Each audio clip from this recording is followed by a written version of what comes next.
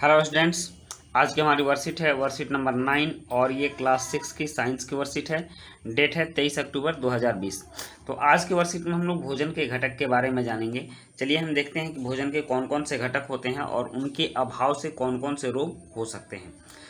तो ये है अभावजन्य रोग। अभावजन्य रोग का मतलब होता है अभाव मतलब कमी। अगर भोजन में किसी पोषक तत्व की कमी हो जाती है और लंबे समय तक उसकी कमी बनी रहती है तो उसकी कमी से कुछ रोग उत्पन्न हो जाते हैं।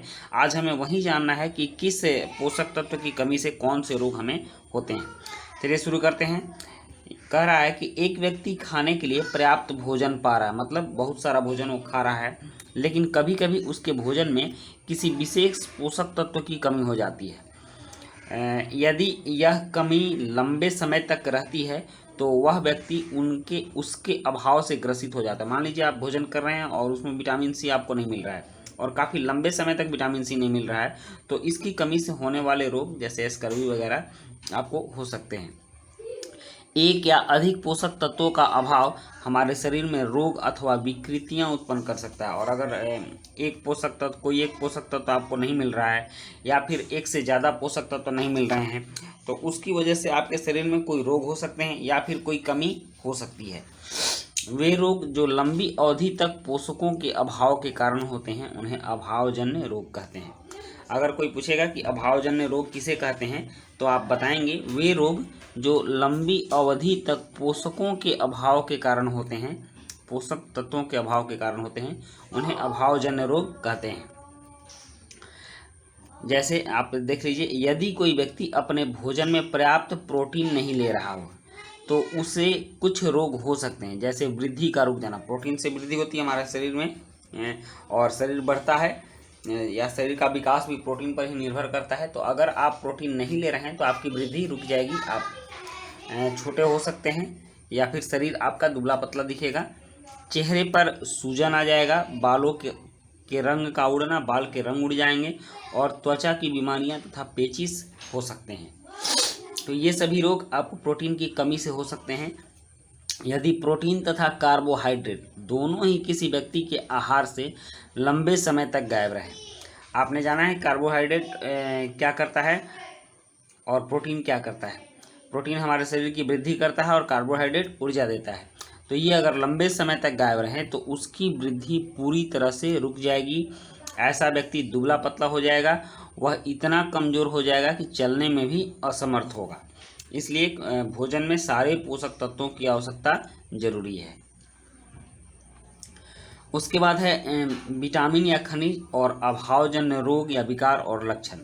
हमें अब यहाँ यह देखना है कि किस विटामिन या किस खनिज की कमी से कौन सा रोग होता है और उस रोग का लक्षण क्या होता है। तो चलिए देखते हैं। यहाँ है विटामिन ए। तो विटामिन ए की कमी से दृष्टिहीनता होती है। जिसमें विटामिन ए की कमी होगी उसकी दृष्टि कमज़ोर होगी, उसको दिखेगा नहीं या दिखेगा भी तो धुंधला धुंधला दिखेगा। जैसे इसका लक्षण होता है कमज़ोर दृष्टि, अंधेरे या रात में कम दिखाई देना, इसको रतौंधी बोलते हैं। अंधेरे और रात में जो कम दिखाई देता है इस रोग को हम लोग रतौंधी बोलते हैं। कभी कभी पूरी तरह से दिखाई देना बंद हो जाना और कभी कभी तो ऐसा भी होता है कि पूरी तरह से दिखाई नहीं देता है, अंधेपन वाली हालत हो जाती है। नेक्स्ट है विटामिन बी1। विटामिन बी1 की कमी से बेरी नामक रोग होता है। इससे पेशियां कमज़ोर हो जाती हैं और काम करने की ऊर्जा में कमी आती है। उसके बाद है विटामिन सी। विटामिन सी से स्कर्वी रोग हो जाता है और स्कर्वी रोग में मसूड़ों से खून निकलना, घाव भरने में अधिक समय का लगना, ये सारी बीमारियां होती हैं। नेक्स्ट है विटामिन डी। विटामिन डी की कमी से रिकेट्स नामक रोग होता है और रिकेट्स में अस्थियों का मुलायम होकर मुड़ जाना और अस्थियां सूखी सूखी सी दिखती हैं। इसलिए विटामिन डी भी शरीर के लिए बहुत आवश्यक होता है। उसके बाद है कैल्शियम। कैल्शियम अस्थियों एवं दंत क्षय। अगर कैल्शियम की कमी हो जाए तो अस्थियों की क्षय हो सकती है, अस्थियां कमज़ोर हो सकती हैं और दंत क्षय, दांत भी टूट सकते हैं, कमज़ोर हो सकते हैं।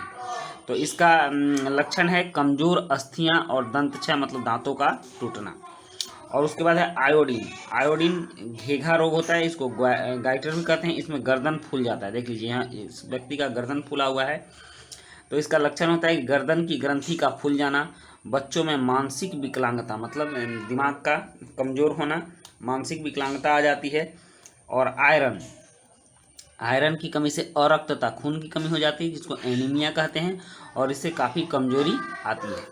तो बच्चों आपने समझ लिया कि किस विटामिन या किस खनिज पदार्थ से कौन कौन सी बीमारियां होती हैं और उनके लक्षण क्या होते हैं। अब आइए इनसे संबंधित कुछ प्रश्न हैं और इन प्रश्नों के हल भी हम लिखते हैं। यहाँ कह रहा है इन प्रश्नों के उत्तर दीजिए, निम्नलिखित के नाम लिखिए। तो इसमें नाम क्या लिखना है? वह विटामिन जो हमारी अच्छी दृष्टि के लिए आवश्यक है। तो कौन सा विटामिन है? वो है विटामिन ए, आप जानते हैं। वह खनिज जो हमारी अस्थियों के लिए आवश्यक है। तो अस्थियों के लिए क्या आवश्यक है? कैल्शियम। कैल्शियम खनिज है ना, इसमें विटामिन तो पूछ नहीं रहा है, तो आप कैल्शियम लिखेंगे, कैल्शियम।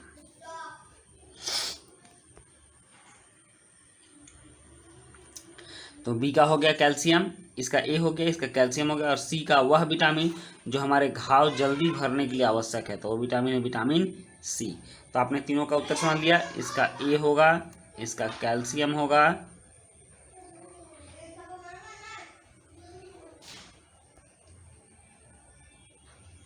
कैल्शियम, और इसका सी होगा।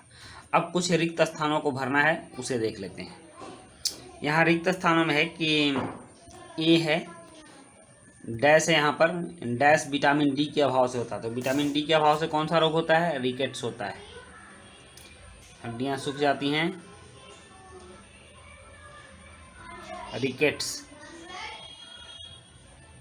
समझ गए। उसके बाद है किसकी कमी से बेरी नामक रोग होता है? तो विटामिन B1 की कमी से बेरी रोग होता है।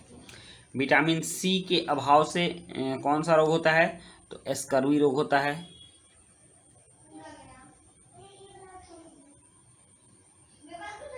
या मसूड़ों में खून भी आते हैं।